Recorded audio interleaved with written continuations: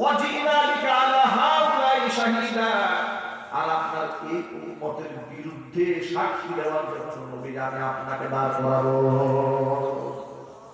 আল্লাহ নবী কান্নায় ভেঙে পড়লেন, কলিজা ফেটে কান্না আসতেছে নবীজি।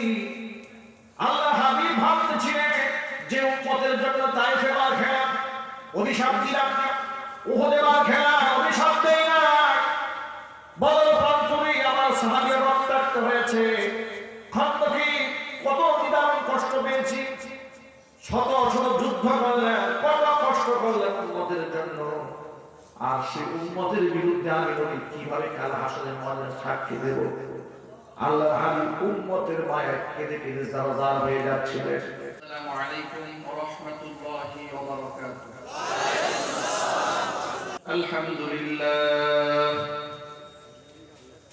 আলহামদুলিল্লাহ নাহমাদুহু ওয়া নাস্তাঈনুহু ওয়া নাস্তাগফিরুহু ওয়া নাউযু বিল্লাহি মিন শুরুরি আনফুসিনা ওয়া মিন সাইয়্যাতি আ'মালিনা। من يهده الله فلا مضل له ومن يضلله فلا هادي له، ونشهد أن لا إله إلا الله وحده لا شريك له، ونشهد أن سيدنا ونبينا وحبيبنا وشفيعنا ومولانا محمدا عبده ورسوله الذي أرسله بالحق بشيرا ونذيرا وداعيا إلى الله بإذنه وسراجا منيرا. فقد قال الله تعالى في كلامه المجيد وفي فرقانه العميد: أعوذ بالله من الشيطان الرجيم. بسم الله الرحمن الرحيم. يا أيها النبي إنا أرسلناك شاهدا ومبشرا ونذيرا وداعيا إلى الله بإذنه وسراجا منيرا.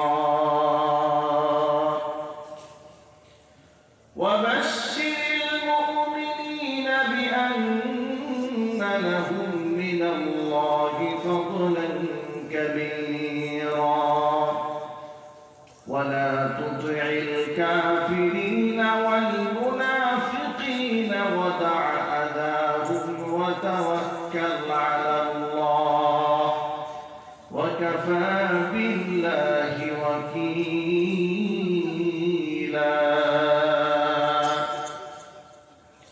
وقال تعالى في شان حبيبه ومحبوبه آمرا ومخبرا: إن الله وملائكته يصلون على النبي يا أيها النبي إنا أرسلناك شاهدا ومبشرا ونذيرا.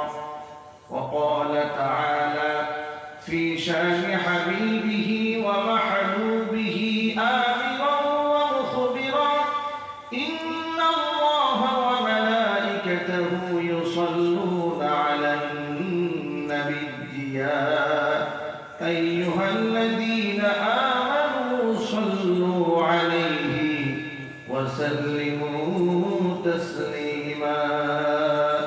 اللهم اللهم صل على محمد وعلى آل محمد كما صليت على إبراهيم وعلى آل إبراهيم إنك حميد مجيد اللهم بارك على محمد وعلى آل محمد كما باركت على إبراهيم وعلى إنك حميد مجيد درود شريف মুখস্থ আছে কার কাছে মাশাআল্লাহ محبته সকলেই পড়ে اللهم صل على محمد وعلى آل محمد كما صليت على إبراهيم وعلى آل إبراهيم إنك حميد مجيد اللهم بارك على محمد وعلى آل محمد كما باركت على إبراهيم وعلى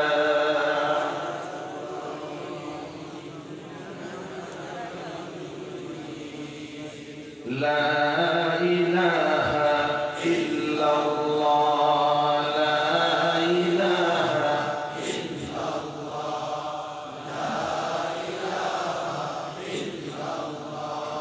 لا إله إلا الله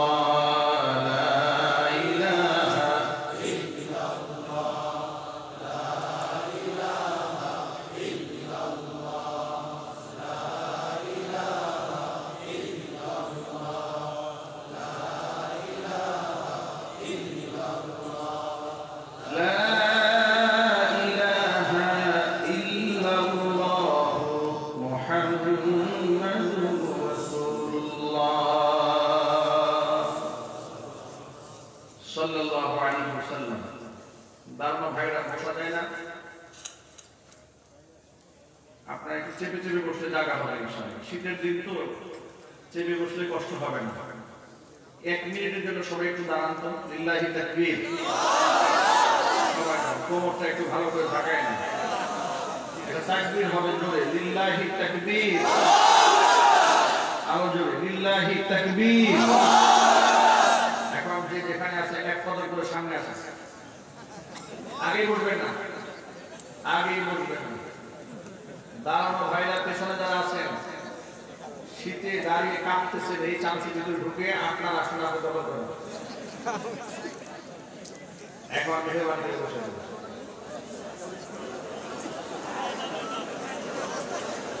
মহব্বতে ভালোবেসে বেসে বসে তাহলে জায়গা হয়ে যাবে ইনশাআল্লাহ কোনো দিয়ে জুতা দিয়ে আরেকজনের দাঁত ভেঙে ফেলে দিয়ে কি এখন মজা হয়েছে না মজায় পকেট সাবধান পকেট সাবধান কত মাহফিল থেকে যাওয়ার সময় কোনো হুজুর এত আশা করে ওয়াজ শুনতে আসলাম জুতাটা নিয়ে কেটে পারিনি কি ওয়াজ করছে এই জন্য আগে থেকে পকেট সাবধান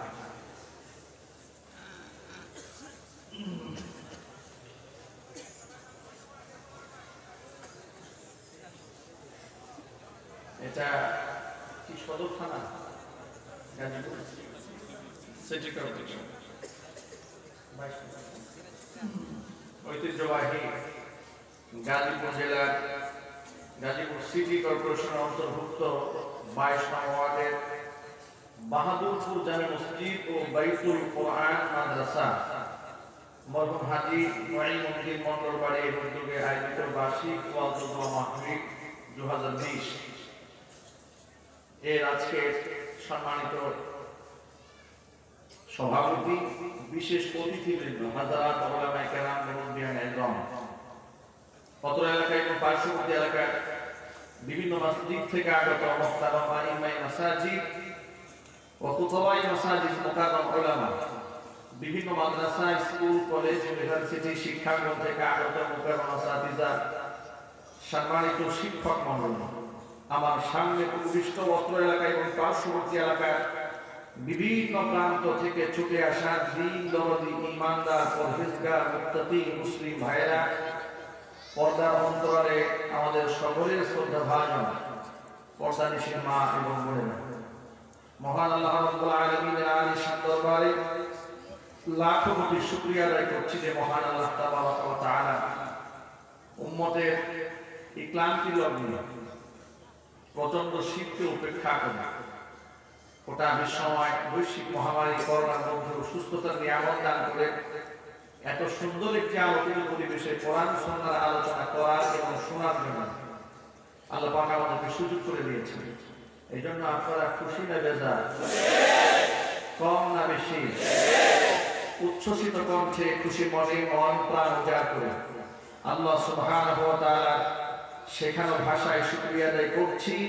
জবান ছেড়ে দিয়ে সকলে একযোগে বলছি আলহামদুলিল্লাহ। রব্বানা লাকাল হামদ হামদান কাসীরা তাইয়িবান মুবারাকান ফীহি রব্বানা লাকাল হামদ কামা ইয়ানবাগী লিজালালি ওয়াজহিকা ওয়া আযীমি সুলতানিকা। আল্লাহ পাক আজকের এই মাহফিলকে কবুল করুন। আমিন। যে আয়োজকবৃন্দ এই মাহফিলের আয়োজন করেছেন, অক্লান্ত পরিশ্রম যারা করেছেন, আর দূর দারাজ থেকে আপনারা যারা মাহফিলকে সাফল্যমণ্ডিত করার জন্য অংশগ্রহণ করেছেন, আবাদ করেছেন, সকলকে আল্লাহ সুবহানাহু ওয়া তাআলা মাফ করে দিন। আমিন। আল্লাহ পাক আমাদের সকলকে সুস্থতার নিয়ামত দান করুন। আমিন। কোরআনের মাহফিল বেশি বেশি কোরআন এবং শোনার তৌফিক আল্লাহ পাক আমাদের সকলকে নসিব করুন। আমিন। কোরআনের মাহফিল অনেক বেশি হওয়া উচিত। যে কোনো অবস্থাতে কোরআনের মাহফিল অধিক হারে যদি হয়, ফায়দা কি? ফায়দা হচ্ছে নবী করিম সাল্লাল্লাহু আলাইহি ওয়াসাল্লামকে আল্লাহ পাক বলেন, ওয়াযাক্কির ফাইন্না যিকরা তানফাউল মুমিনিন। হে নবী, আপনি উপদেশের বাণীগুলো মুমিনদেরকে শোনান। আপনার উপদেশের বাণী মুমিনদের ফায়দা হয়। অনেক মুমিনরা মনে করে আমি তো অনেক জানি, অনেক বই পড়ি, আমার তো জ্ঞান কম নয়, আমি বেশ জানি, আমি কেন আলেমদের বয়ান শুনবো? এই অহমিকা অনেকের মধ্যে আছে না? বড় বড় দায়িত্বশীলদের মুখ থেকে দায়িত্ব জ্ঞানহীন বক্তব্য এখন অনলাইনে সোশ্যাল মিডিয়াতে ভাইরাল। আলেমদের তুচ্ছতা ছিল উপহাসের ভাষায় বলছে আমি ঘরে বসে আলিফ বাতাসা শিখেছি, আর আপনারা আমার চেয়ে বড় আলেম হয়ে গেলেন। দায়িত্বশীলদের মুখ থেকে এই ধরনের দায়িত্ব জ্ঞানহীন বক্তব্য জাতিকে ব্যথিত করে, দুঃখিত করে।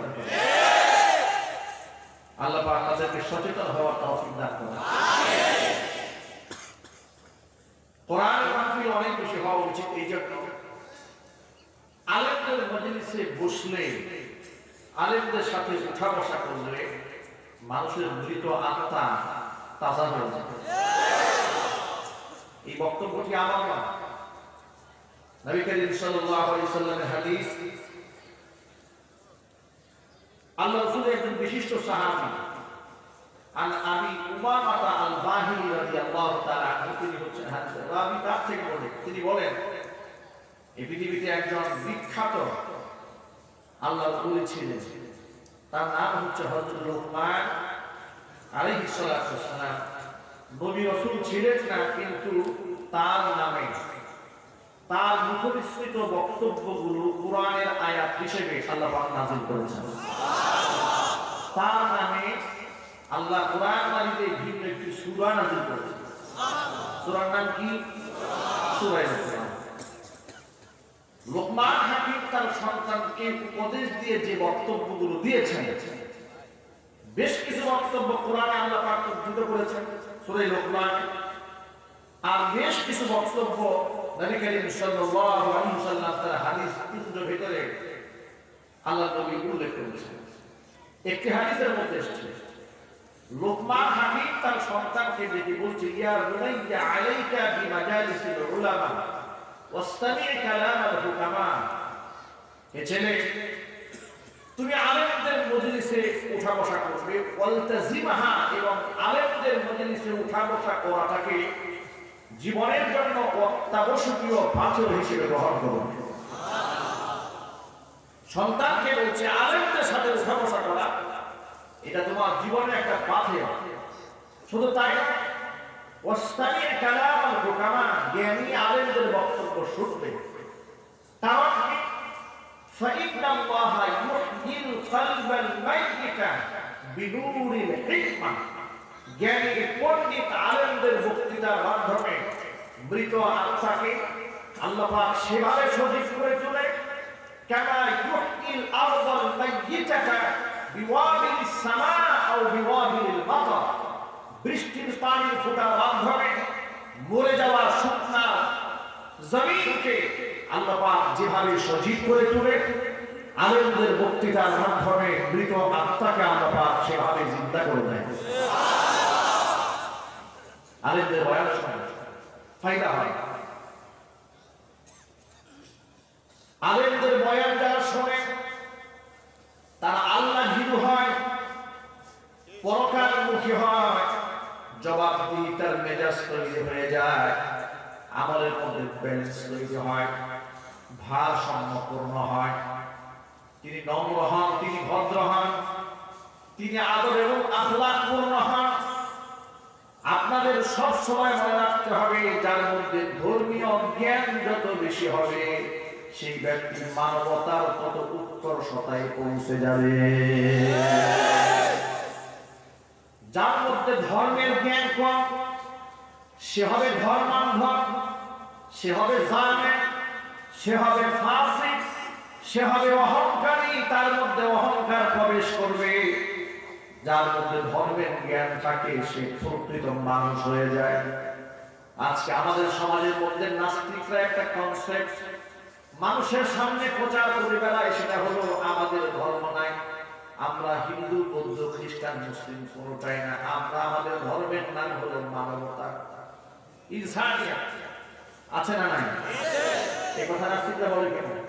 নাস্তিকরা বলে আমরা কোনো ধর্ম মানি না, আমাদের একটা ভিন্ন ধর্ম আছে, সেই ধর্ম হচ্ছে, আমাদের ধর্মের নাম হচ্ছে মানবতা, মানবতাই হচ্ছে আমাদের ধর্ম, মানুষের জন্য আমরা কাজ করি, এটা আমাদের ধর্ম।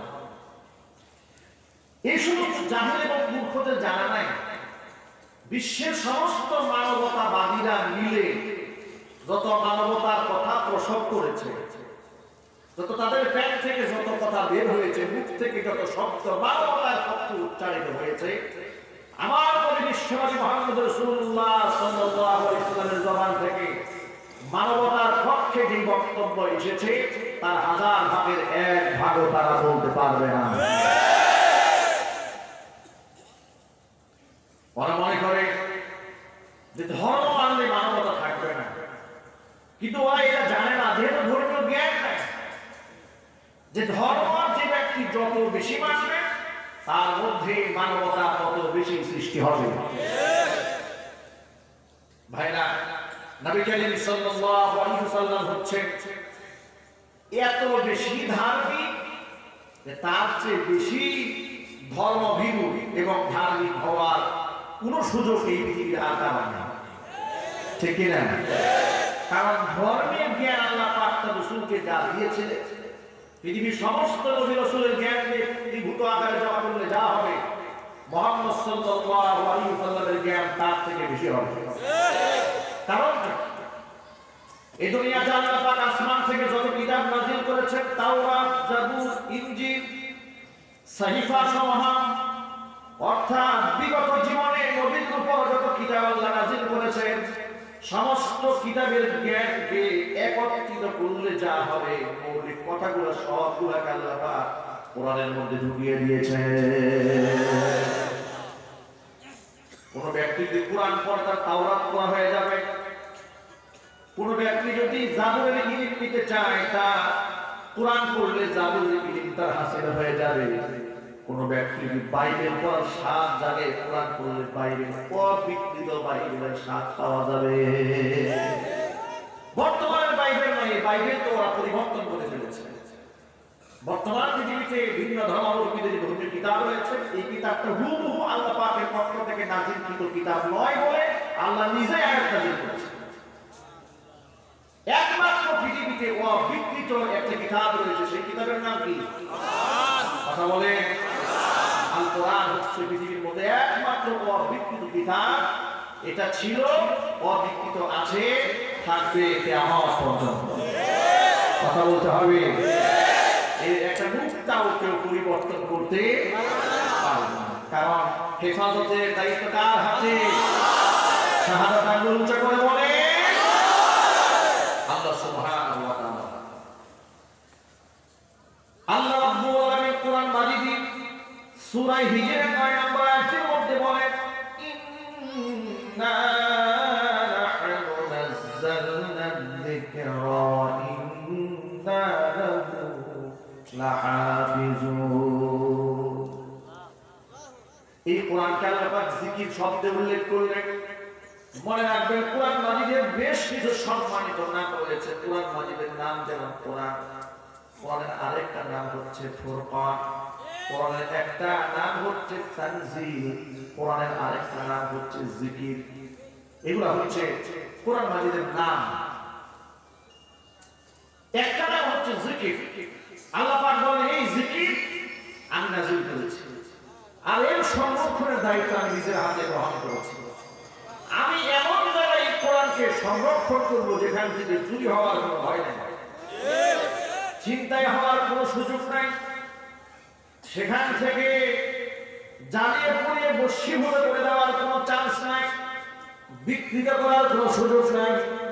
আল্লাহ রাব্বুল আলামিন পাথরের শিলালিপির ভেতরে কোরআনকে সংরক্ষণের দায়িত্বের জন্য পাথরের শিলালিপি বহন করেননি, কাগজের টুকরাকে গ্রহণ করেননি, কারণ কাগজের টুকরা এক সময় পুরাতন হয়ে যাবে, পাথর এক সময় ঘষায় ঘষায় ঘর্ষণে ঘর্ষণে ক্ষয় হয়ে যায়। আল্লাহ সুবহানাহু ওয়া তাআলা কোরআন মাজিদের হিফাজত করার জন্য কোটি কোটি হাফেজের সিনাকে গ্রহণ করেছে। প্রথমত কোরআন ছিল লৌহে মাহফুজে। আল্লাহ পাক কোরআন মাজিদের ব্যাপারে বলেন, বাল হুয়া কুরআনুম মাজিদুন ফি লাওহিন মাহফুজ। এই কোরআন ছিল লৌহে মাহফুজে সংরক্ষিত। দ্বিতীয় ধাপে টোটাল 30 পারা কোরআন। এই জমিন থেকে প্রথম যে আসমান, এই আসমানে আল্লাহ পাক এক রাতে নাযিল করেন সম্পূর্ণ 30 পারা কোরআন। যেই ব্যাপারে আল্লাহ পাক সূরা দুখানের মধ্যে 25 নম্বর পারার মধ্যে বলেন, ইন্না আনজালনাহু ফি লাইলাতিন মুবারাকাতিন ইন্না কুন্না মুনজিরিন। কোন এক বরকতময় রাতে এই টোটাল 30 পারা কোরআনকে আমি নাযিল করেছি। নাযিল শব্দ কোরআন মাজিদে নাযিলের বিষয়টা, অবতীর্ণ বিষয়টা বোঝাতে গিয়ে আল্লাহ দুই ধরনের শব্দ ব্যবহার করেছেন। এক ধরনের শব্দ হচ্ছে ইনজাল, আর একটা শব্দ হচ্ছে তানজিল। ইনজাল শব্দের অর্থ অবতীর্ণ করা, তানজিল শব্দের অর্থ অবতীর্ণ করা। তাত্ত্বিক পার্থক্য কি? পার্থক্য হচ্ছে ইনজাল মানে একসাথে কমপ্লিট নাযিল করা, আর তানজিল মানে ধীরে ধীরে পর্যায়ক্রমে নাযিল করা। ইনজাল যেখানে ব্যবহৃত হয়েছে সেখানে আল্লাহ পাক বুঝিয়েছেন লৌহে মাহফুজ থেকে টোটাল কোরআন নাযিল হয়েছে। সেটা কোথায়? বাইতুল ইজ্জাত অথবা বাইতুল মামুরে, জমিন থেকে প্রথম আসমানের উপরে, এটা হচ্ছে প্রথম। আবার সেখান থেকে 23 বছর ধরে ধীরে ধীরে আল্লাহ পাক রাসূলের উপর নাযিল করেছেন। এটাকে বলা হয় তানজিল। কি বলা হয়? তানজিল বলা হয়। যেমন কোরআন মাজিদে আরেকটা আয়াতে বলে আল্লাহ পাক, ওয়া কুরআনান ফারাকনাহু লিতাকরাহু আলান নাসি আলা মুকসিন ওয়া নাযালনাহু তানজিলা। এই কোরআনকে আমি বিভিন্ন ভাগে ভাগ করেছি এবং এটাকে আমি কালে কালে ক্ষণে ক্ষণে সময় করে করে ধীরে ধীরে আপনার উপর একটু একটু করে আমি আল্লাহ নাযিল করে দিয়েছি। লিতাকরাহু আলান নাসি আলা মুকসিন, যাতে করে মানুষের জন্য সহনীয়, মানুষ এটাকে ব্যালেন্স করে গ্রহণ করতে পারে, সময় উপযোগী করে যেখানে যতটুকু প্রয়োজন আপনি তেলাওয়াত করে ধীরে ধীরে শোনাতে পারেন। এই জন্য আমি কোরআনকে বিভিন্ন ভাগে ভাগ করে আপনার উপর নাযিল করেছি। যদি বলেন সুবহানাল্লাহ। অলরেডি আপনি মানুষকে কোরআন শোনাবেন। কোরআনটা এমন একটা কিতাব যে কিতাবের মধ্যে একজন মানুষের জন্য জীবনের যত প্রকারের সমস্যার সম্মুখীন হবে সব ধরনের সমস্যার সমাধান দিয়ে দিয়েছি। কোরআনটা পদানুগতিক কোনো ধর্মীয় এমন পুস্তক না, পড়লেই শুধু সওয়াব হবে আর বন্ধ করে রাখলে কোনো সওয়াব হবে না, গুনাহ হবে না, এমন নয়। কোরআনটা একদিক থেকে যেমন তিলাওয়াত করলে সওয়াব হবে, কোরআন যদি কেউ পড়ে আর কোরআন যদি মানে তার ব্যক্তি জীবনটা সুন্দর হবে। ব্যক্তি জীবনের দিক নির্দেশনা কোরআনে আছে না নাই? পারিবারিক জীবনের দিক নির্দেশনা আছে না নাই? সামাজিক অবকাঠামো তৈরির ক্ষেত্রে কোরআনের ভূমিকা আছে না নাই? রাষ্ট্রীয় ক্ষেত্রে সমাজ পথে কিভাবে পরিচালনা করতে হবে সেই দিক নির্দেশনা কোরআনে আছে না নাই? যেমন বিচার ব্যবস্থা কিভাবে, কোন অন্যায় কি বিচার হবে, কোন পাপের কোন সাজা হবে, কোন অপরাধের কোন প্রায়শ্চিত্ত হবে, এর ফয়সালা আল্লাহ রাব্বুল আলামিন কোরআন মাজিদে নাযিল করে দিয়েছে। আল্লাহ পাক কোরআন নাযিল করে মানুষের জন্য যে কত দয়া করেছেন, কত মায়া করেছেন, এই দুনিয়ার মুসলমানরা বোঝার চেষ্টা করলো না। শুধুমাত্র কোরআন শরীফটাকে মসজিদের তাকিয়ার ভেতরে, মাদ্রাসার চার দেয়ালের মধ্যে বন্দী রাখতে চায়। কোরআনের শিক্ষাটা রাজনৈতিক অঙ্গনে নিতে চায় না, যে আলেম কোরআনটাকে সংসদে নেওয়ার কথা বলে। আমি আবার ক্লিয়ার করে বলি, আলেমরা কখনো বলে না যে ভাই আমার এমপি বানান, আমার কাউন্সিলর বানান, আমাকে মন্ত্রী বানান। আলেমরা হচ্ছে দায়ী। আলেমরা আপনাকে আহ্বান করেন আল্লাহর দিকে যে ভাই ক্ষমতায় তো আপনি আছেন, কিন্তু আপনি যেখানে বসে আছেন আল্লাহর কোরআন দিয়ে সমাজ চালান, দেশ চালান, রাষ্ট্র চালান, পরিবার চালান। এই কাজটা যদি আপনি করেন, দেশ সুন্দর হবে, সমাজ সুন্দর হবে, সমাজে জঙ্গি থাকবে না, মাদক থাকবে না, নেশা থাকবে না, ধর্ষণ থাকবে না। ধর্ষণ মুক্ত, জুলুম মুক্ত, শোষণ মুক্ত সমাজ যদি বানাতে চান, কোরআনটাকে গাইডলাইন হিসেবে সামনে না রাখলে বুদ্ধিজীবীদের কথায় সমাজে কোনোদিন শান্তি আসবে না। এই কথাটা যদি কোনো আলেম বলে, অনেক ভাইরা মনে কষ্ট পান যে হুজুর স্টেজে উঠেই রাজনীতির ওয়াজ করে। আমাদের মনে ব্যথা এখানে, এ কথা বুঝতেই চায় না। জানি তো বলি না, ওনাকে বাদ দেন, আমাকে ক্ষমতা দেন। আমরা বলি, আমরা কি বলি? আপনি মুসলমান, আমি একজন ইমাম হিসেবে আমার একটা দায়িত্ব আছে। দায়িত্ব আছে না? একজন এমপির একটা দায়িত্ব আছে, মন্ত্রী একটা দায়িত্ব আছে, প্রধানমন্ত্রী একটা দায়িত্ব আছে। প্রত্যেকের দায়িত্ব আল্লাহ পাক ভাগ করে দিয়েছেন। আল্লাহ সুবহানাহু ওয়া তাআলা দায়িত্ব ভাগ করে দিয়েছেন। আল্লাহ নবী বলেন, আলা কুল্লুকুম রাঈন ওয়া কুল্লুকুম মাসউলুন আন রাইয়াতিহি। তোমরা প্রত্যেকেই দায়িত্বশীল, কিয়ামতের মাঠে তোমাদের দায়িত্বের ব্যাপারে আল্লাহর আদালতে জবাবদিহিতা করতে হবে। এই জন্য একজন আলেম যেমন নামাজের ওয়াজ করবে, মানুষকে নামাজি বানাবার চেষ্টা করবে, একজন আলেম অনুরূপভাবে একজন নামাজিকে সুদ ছাড়া ওয়াজ করবেন, ঘুষ ছেড়ে দেওয়া ওয়াজ করবেন। জিনা ব্যভিচার যেন আলেম না করে সেই পরামর্শ সাধারণ মানুষকে দেবে। আবার রাষ্ট্রীয়ভাবে যেন জিনা ব্যভিচারের প্রমোট না হয় সেই ব্যাপারে রাষ্ট্র পরিচালনার নেতৃত্বে যারা থাকেন ওই সমস্ত ব্যক্তিদেরকে আলেমরা কোরআন হাদিসের ভাষায় তাদেরকে সবক শিখাইয়া দেবে। এই কথাটা বুঝতে কি আসলে কষ্ট হয়েছে? এই এতটুকু বেসিক নলেজ যে আলেমদের দায়িত্ব আল্লাহ রাসূলকে আল্লাহ কি দায়িত্ব দিয়ে দুনিয়াতে পাঠাবে? কি শুধু মৌলবী বানায়া নামাজ পড়ানোর জন্য নাকি? আমাদের বলতে হবে এই কনসেপ্টে মানুষ বুঝতে চায় না। এটাকে মানুষ ভাগ করে যে হুজুর ওয়াজে আসছে, উনি কিছু তাসবিহ ফজিলত বলবেন, সুবহানাল্লাহ বলে কত সওয়াব হয়, আলহামদুলিল্লাহ বলে কত সওয়াব হয়, কিন্তু রাষ্ট্রীয় কাজে চুরি করলে কি গুনাহ হয় এটা বলা যাবে না। এবং দুর্নীতিও সমাজে আছে না।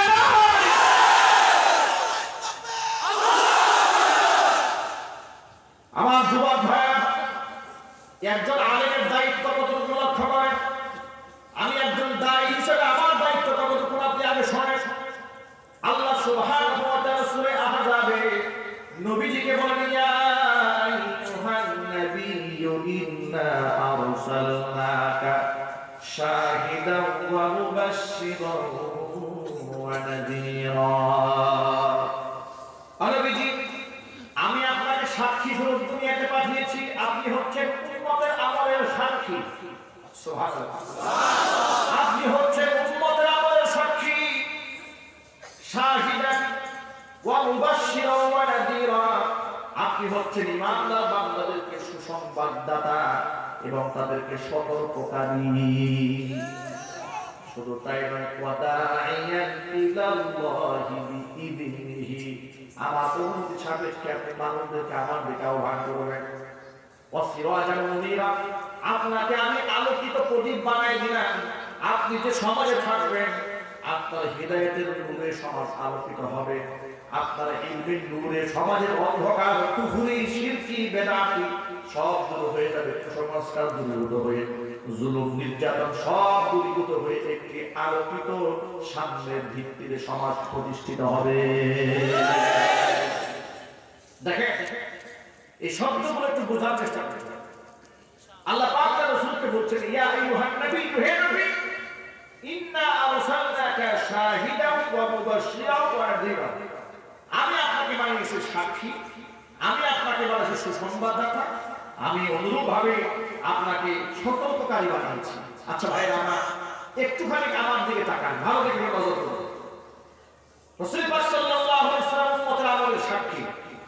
কিয়ামতের মাঠে তিনি আমার পক্ষে সাক্ষী হবেন, না হয় আমার বিপক্ষে সাক্ষী হবেন।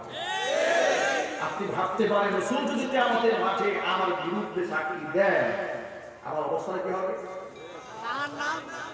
আমার বিপক্ষে রাসূল যদি আমার বিপক্ষে সাক্ষী দেন, আমার পীর বাবা এসে সুপারিশ করে রাসূলকে ডিনাই করে বাইপাস চূড়াগুলি দিয়া আমাকে বেহেশতে পাঠাবার কোনো রাস্তা থাকবে? আর জোরে বলতে হবে, না থাকবে না। কারণ কিয়ামতের মাঠে নবী করিম সাল্লাল্লাহু আলাইহি ওয়াসাল্লামকে আল্লাহ পাক এই সুপার পাওয়ার দেবেন। সর্বপ্রথম পৃথিবীর কোন রাসূল জবান খুলতে সাহস পাবে না, তুই সবচেয়ে কত সাহস পাবে। সেখানে আমাদের নবী সর্বপ্রথম আল্লাহর কাছে সুপারিশ পেশ করবেন এবং সেই সুপারিশটাও হবে আল্লাহর অনুমতি সাপেক্ষে। ভাবতে পারে শহীদ আলীকে বুঝে না, বাবা দরবারে গরু নিয়ে যায়, না বুঝে কথা বলে। শহীদ আলীরা বুঝে না, পাগলার মাজারে টাকা দিয়ে বলেছে, কিন্তু পাগলার যে কি দশা হবে এটা এই পাগলে বুঝলো না। আমলের সাক্ষী হচ্ছে নবী মুহাম্মদ রাসূলুল্লাহ সাল্লাল্লাহু আলাইহি ওয়াসাল্লাম। সাহাবীদের মধ্যে একজন সাহাবীর তিলাওয়াত ছিল এত সুন্দর, শ্রেষ্ঠতম কারি ছিলেন আল্লাহর হাবিব সাল্লাল্লাহু আলাইহি ওয়াসাল্লাম। সাহাবীদের মধ্যে কিছু সাহাবী হাদিসের জ্ঞান ছিল অনেক বেশি, কারো ফিকহি জ্ঞান ছিল অনেক বেশি, কারো তাফসীরের জ্ঞান ছিল অনেক বেশি, আবার কারো তিলাওয়াত ছিল অনেক সুন্দর। আল্লাহ নবী সাল্লাল্লাহু আলাইহি ওয়াসাল্লামের সাহাবীদের ভিতরে সবচেয়ে বেশি হাদিস জানতেন হযরত আবু হুরায়রা রাদিয়াল্লাহু তাআলা আনহু। সাহাবীদের মধ্যে সবচেয়ে বড় ফাকিহ ছিলেন আব্দুল্লাহ ইবনে মাসউদ রাদিয়াল্লাহু তাআলা আনহু। সাহাবীদের মধ্যে সবচেয়ে দামি তাফসীর করতে পারতেন রাসূল মুফাসসির আব্দুল্লাহ ইবনে আব্বাস রাদিয়াল্লাহু তাআলা আনহু। আব্দুল্লাহ ইবনে মাসউদ রাদিয়াল্লাহু তাআলা আনহু তিনি শুধুমাত্র ফাকিহ ছিলেন না, তিনি একজন বিদগ্ধ কারি ছিলেন। তার তিলাওয়াতের শান আর মান এত বেশি ছিল, আল্লাহর হাবিব সাল্লাল্লাহু আলাইহি ওয়াসাল্লাম মাঝে মাঝে বলতেন, আব্দুল্লাহ তুমি আমাকে কোরআন তেলাওয়াত করে শোনাও।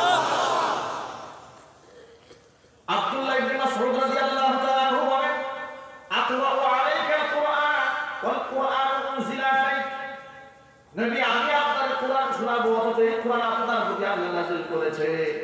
হুজুর বলেন, উহিব্বুল কুরআন উহিব্বু আন আসমাআল কুরআন মিন গায়রি, আমি শুধু নিজে কোরআন পড়তে ভালোবাসি না, অন্যের জবান থেকে কোরআন শুনতেও আমি নবী পছন্দ করি। আব্দুল্লাহ ইবনে মাসউদ রাদিয়াল্লাহু তাআলা বলেন,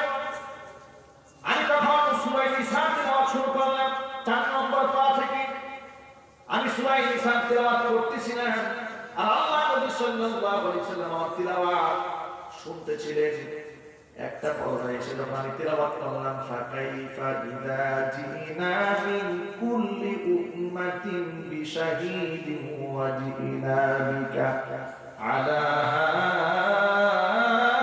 হাউলাই শাহীদা। আমি যখন এই আয়াতটি তিলাওয়াত করলাম, আল্লাহ নবী আমাকে বললেন, কিফ আব্দুল্লাহ থেমে যাও। আমি হুজুরের চেহারার দিকে তাকিয়ে দেখি, এই আয়াতটা শোনা মাত্র নবীজির দু চোখ বেয়ে পানি ঝর্ণার মতো বেয়ে পড়ছে, দাড়ি ভিজে যাচ্ছে। আমাকে আর সামনের দিকে তিলাওয়াত করতে দিলেন না। আয়াতের অর্থটা কি? আয়াতের অর্থ হচ্ছে ফাকাইফা ইযা জিনা মিন কুল্লি উম্মাতিন বিশাহীদিন ওয়া জিনা বিকা আলা হাউলাই শাহীদা। নবীর সেদিন কি অবস্থা হবে? প্রত্যেকটা উম্মতের ভেতর থেকে আমি একজন সাক্ষী দাঁড় করাবো, আর তার নবীকে আমি দাঁড় করাই দেব। আমাদের সাক্ষীর ব্যাপারে উম্মতের হালাতের একজন নবীকে বানাবো সাক্ষী। ওয়াজিনা বিকা আলা হাউলাই শাহীদা। আর আপনার এই উম্মতের বিরুদ্ধে সাক্ষী দেওয়ার জন্য নবী আমি আপনাকে দাঁড় করাবো। আল্লাহ নবী কান্নায় ভেঙে পড়লেন, কলিজা ফেটে কান্না আসতেছে নবীজি। আল্লাহ হাবিব ভাবতেছিলেন যে উম্মতের জন্য তাইফে মার খেলা, অভিশাপ দিলাম না, উহুদে মার খেলা, অভিশাপ দেই না, বদর প্রান্তরে আমার সাহাবীরা রক্তাক্ত হয়েছে, খন্দকে কত নিদারুণ কষ্ট পেয়েছি, শত শত যুদ্ধ করলেন, কত কষ্ট করলেন উম্মতের জন্য। আর সেই উম্মতের বিরুদ্ধে আমি নবী কিভাবে কাল হাসরের ময়দানে সাক্ষী দেব? আল্লাহ হাবিব উম্মতের মায়া কেঁদে কেঁদে জারজার হয়ে যাচ্ছিলেন।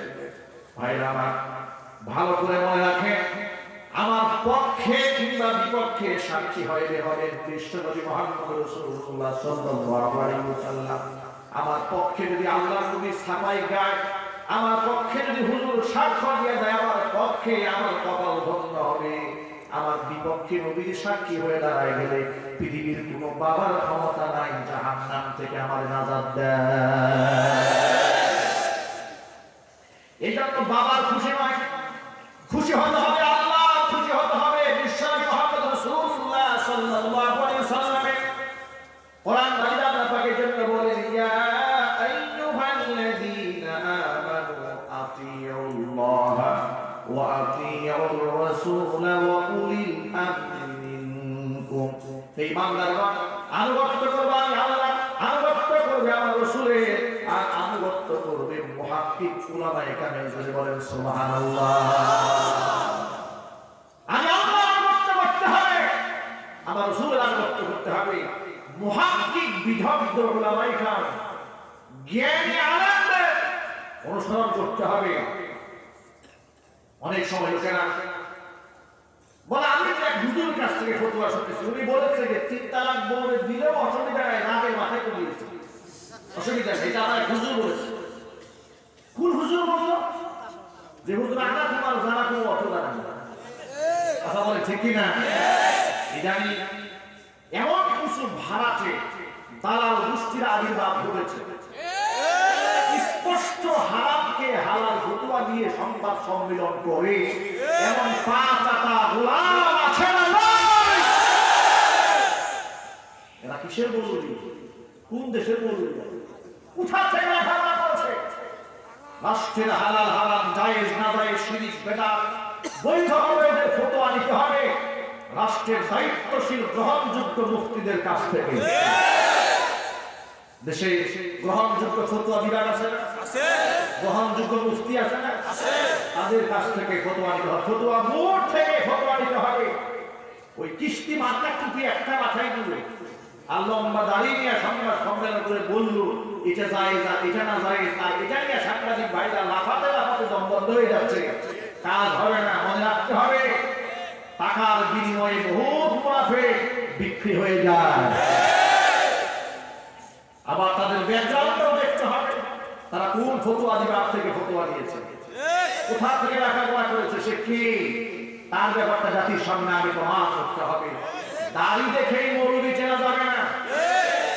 দাড়ি এবং জুব্বা পরেও খ্রিস্টানদের এজেন্ট বাংলার জমিনে কাজ করেছে, ধরা করেছে, আপনারা পত্রগুলো পত্রিকায় পেয়েছেন। কথা বলতে হবে।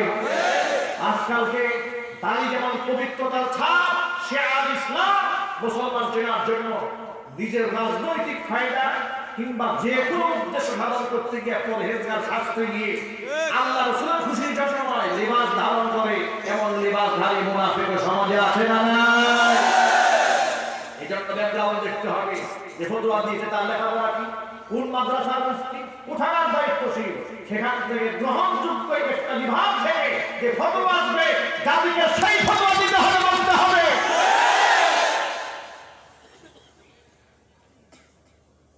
আমার যুবক ভাইরা, যে কথা আমি বলতে চেয়েছিলাম, আল্লাহ আমাকে বললেন আল্লাহ আনুগত্য করতে, নবীর আনুগত্য করতে, দায়িত্বশীল আলেমদের কথা মানার জন্য হুকুম করেছেন কে? হুকুম করেছেন স্বয়ং আল্লাহ। আল্লাহ পাক বলেন নবীজি কিয়ামতের মাঠে আমি আপনাকে উম্মতের সাক্ষী বানাবো, এই জন্য আপনাকে পাঠিয়েছি পৃথিবীতে। ইয়া আইয়ুহান নাবিয়্যু হে নবী ইন্না আরসালনাকা, আমি আপনাকে পাঠিয়েছি শাহিদান, এক নাম্বার কাজ হচ্ছে জমিনের মধ্যে আপনি সাক্ষী। এবার দুই নাম্বার দায়িত্ব কি? ওয়া মুবাশশিরান, আপনি মানুষদেরকে জান্নাতের সুসংবাদ দিবেন। কি সুসংবাদ শুনেন? দুই আয়াত পরে আল্লাহ পাক বলেন ওয়া বাশশিরিল মুমিনিনা বিআন্না লাহুম মিনাল্লাহি ফাযলান কাবীরা। ঈমানদারদেরকে আপনি আমি আল্লাহর পক্ষ থেকে ফাযলান কাবীরা, বিরাট পুরস্কার হয়েছে, এই সুসংবাদ আপনি দিয়ে দেন। সুবহানাল্লাহ। আপনি সতর্ককারী মানুষকে সতর্ক করুন। ভাইরা, সুসংবাদ দেওয়ার শব্দ ভাষা আর সতর্ক করার ভাষা কি এক হয়? আরো যদি বলেন, সতর্কের ভাষাটা একটু জোরালো হয়, একটু লাউডলি হয়, একটু কঠিন ভাষায় হয়। মুসলিম শরীফের হাদিসের মধ্যে এসেছে জাবের রাদিয়াল্লাহু তাআলা আনহু হচ্ছেন হাদিসের রাবী, হযরত জাবের রাদিয়াল্লাহু তাআলা আনহু বলেন আল্লাহ নবী যখন খুতবা দিতেন, যখন বয়ান করতেন, ইদা খাতাবা, হুজুর যখন খুতবা দিতেন, ইহমারাত ওয়াজহুহু, তার চেহারা লাল হয়ে যেত। হাদিসে আরেকটা অংশের মধ্যে ইহমারাত আইনাহু, তার দুই চোখ লাল হয়ে যেত। ওয়াশতাদ্দা গদবুহু, তার ক্রোধ বেড়ে যেত। ওয়া আলা সাওতুহু, কণ্ঠের আওয়াজ উঁচা হয়ে যেত। কান্নাহু মুনদিরু জাইশিন, যেমন তিনি কোন জাতি গোষ্ঠীকে তিনি যেন সতর্ক করছেন। তাহলে হাদিস থেকে স্পষ্ট পাওয়া যায় খুতবা দেওয়ার সময় আল্লাহর নবীর চেহারা লাল হয়ে যেত, চোখ লাল হয়ে যেত, কণ্ঠের আওয়াজ উঁচা হয়ে যেত। এমন ভাবে তিনি জাতিকে সতর্ক করতেন, মনে হচ্ছে তিনি কোন সেনাবাহিনীকে সতর্ক করছেন, মারাত্মক বিপদ থেকে সতর্ক করছেন। আর এটা তো খুব একটা সিম্পল ব্যাপার, স্বাভাবিক ব্যাপার। কোন একটা বাচ্চা যদি কোনো খারাপ কাজ করে, বাপ মা কিংবা গার্জিয়ান, দায়িত্বশীল কোন ব্যক্তি যখন ওই অন্যায়টা দেখে, তখন কোন জোরালো ভাবে তাকে ধমক দেয়, ঠিক কি না? নাকি বলে এত সুন্দর কাজ করতেছো, এটা করা যাবে না, এবারে বলে আগুন দেখলে ভাই ছেলে আগুন হাত দিও না, হাত পুড়ে যাবে, কথা বলে এভাবে ধমক দেয়। আলেমরা অনেক সময় উচ্চ বাচ্চ করে মাহফিলে কথা বলে। এই ব্যাপারে দেশের কিছু বুদ্ধিজীবীদের মাথা নষ্ট হয়েছে। তারা বলেন যে আলেমরা একটু চিৎকার চেঁচামেচি করবে মাহফিলে, লাউডলি কথা বলে কেন, আস্তে আস্তে মিন করে কথা বলতে পারে। তাদের জবাব হচ্ছে আমার রাসূলের আওয়াজ যেমন লাউডলি হতো অন্যায় প্রতিবাদ করতে, আলেমরা যখন অন্যায় প্রতিবাদ করেন, জোরালো ভাষায় বলে, তখন কণ্ঠের আওয়াজ এটা উঁচা হবে, এটা উঁচা বানানো সুন্নাত। তুমি আস্তে আস্তে কথা বলবে, কারণ তুমি অনেক চুরি ডাকাতি করেছো, তোমার নামে অনেক দুর্নীতি আছে। তুমি জোরে কথা বলতে পারবে না, তুমি জোরে কথা বললে হবে চোরের মায়ের বড় দাদা, কথা বলতে হবে। আজকে যারা চুরি, ছিনতাই, রাহাবাড়ি, খুন খারাপি, মাস্তানি এসব যারা করে, তারা আমাদেরকে সতর্ক করে জোরে কথা বলবে না। আমি বলতে চাই স্বাধীন সার্বভৌমত্বের ভেতরে জোরে কথা বলার অধিকার একমাত্র আলেমদের রয়েছে।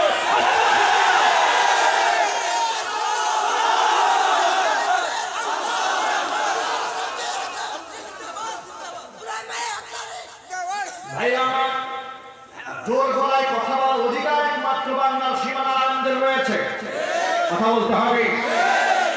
কারণ এদেশের টাকা লুটপাট করে খেয়ে আলেমরা কানাডায় বাড়ি বানায় নাই, আমেরিকার আলেমের বাড়ি নাই, মালয়েশিয়াতে আলেমদের ফ্ল্যাট নাই, সুইজারল্যান্ডে অ্যাকাউন্টে নাই, সুইস ব্যাংকে তার কোনো অ্যাকাউন্ট নাই। তাহলে আলেমরা জোর গলায় কথা বলবে না, তোমার মতো দুর্নীতিবাজ জোর গলায় কথা বলবে? জোর কথা বললে জাতি বলবে চোরের মায়ের বড় গলা। ওরা এটা বুঝে। আপনারা কি মনে করেন ওরা বুঝে না? এটা সব বুঝে, বুঝেই মনে মনে ভাবে না আমরা যা করেছি এটা তো জোরে বলা যায় না। আমরা আস্তে আস্তে বলি হুজুররা সব কাজ করে দিচ্ছে, এই জন্য হুজুর হয়ে গেছে এদের গলার কাটা। সব হুজুর হয় নাই, যে হুজুর মিন মিন মিন মিন করে বলে এটা হলে ইসলামী হুজুর। কথা বলে আলেমদেরকে দুই ভাগে ভাগ করেছে। কি হুজুর বানিয়েছে? ইসলামী হুজুর, বুজুর্গ হুজুর, যিনি সমস্ত চুরি দেখবে, অন্যায় দেখবে, আর সুবহানাল্লাহ সুবহানাল্লাহ অন্ধ হয়ে যাবে, তিনি হবেন বুজুর্গ শয়তান। তিনি বুজুর্গ আলেম নন, তিনি কি? হচ্ছে বুজুর্গ শয়তান। এটা আমি বলি না, রাসূল বলেছেন। আল্লাহর হাবিব বলেন আস-সাকিতু আনিল হাক্কি শাইতানুল আখরাস। সত্য বলা থেকে যে লোকটা তার জবানকে বন্ধ রাখে এটা হলো বুবা শয়তান। আমি বলেছি না, রাসূল বলেছেন। তাহলে দুই বুজুর্গ জিনা দেখে, দুর্নীতি দেখে, সুদ দেখে, ঘুষ দেখে, অপকর্ম দেখে, অন্যায় দেখে, শিরিক দেখার পরেও যে ব্যক্তি প্রতিবাদ জানায় না, মসজিদের কোনায় বসে সুবহানাল্লাহ সুবহানাল্লাহ আলহামদুলিল্লাহ আল্লাহ পাক কেমন ঠিক মারবে, সুবহানাল্লাহ ফজিলত যেমন আছে তওবারে ফজিলত আছে, সুবহানাল্লাহ জায়গায় সুবহানাল্লাহ। রাত যখন 3টা বাজে তোর হাতে তাসবিহ থাকবে, দিনের বেলা তোর বুঝে কি করিস? কথা বলে না, রাত ধরে ঘুমায়, দিনের বেলা তোর দিনে হাতে সবাই যায়। আমি কত বুঝুন? আচ্ছা, মানুষের সামনে তসবিহ নিয়ে হাঁটো কেন? এত তসবিহওয়ালা তুমি, তোমার সামনে এত কিছু হয়, এত আওয়াজ করো না, তুমি কত বড় বুজুর্গ? আমি বলি এটা বুজুর্গ, তুমি বুজুর্গ শয়তান।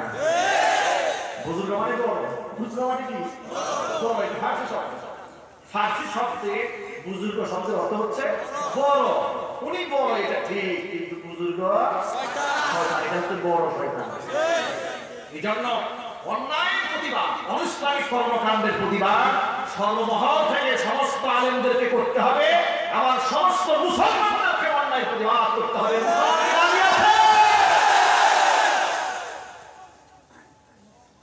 অজীবন ভাইরা, এই জন্য আলেমরা জোর গলায় কথা বলে। বিষয় ক্লিয়ার হয়েছে? আলেমরা উচ্চ আওয়াজে কেন কথা বলে? এটা সুন্নাত। এটা কি সুন্নাত? এই হাদিসটা মুসলিম শরীফে এসেছে।